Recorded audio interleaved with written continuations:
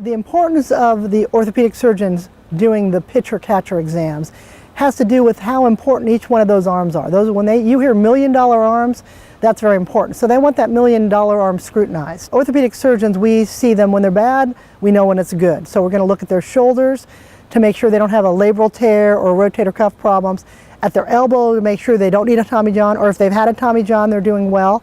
And we're going to look at their hand and wrist to make sure that they have good grip for their mechanics and releasing the ball. Even though the pitching mechanics are very defined, pitchers aren't machines, they're not robots. It's very important for us to get a sense of how flexible they are, how strong they are, how much endurance they have.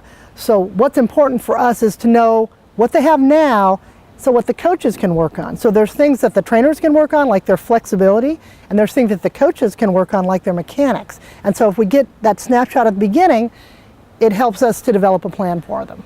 Well, the Reds do something unique.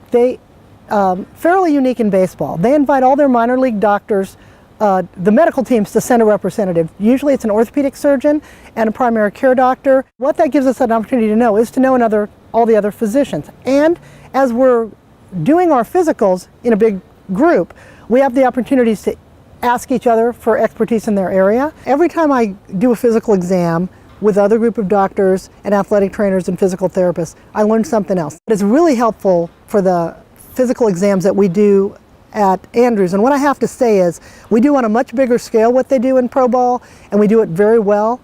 So anything that we can do, that we can learn to help prevent injuries in our young athletes, is fantastic for the whole community and for the whole area, because it makes them able to enjoy their sport and for us to be able to be part of their lives.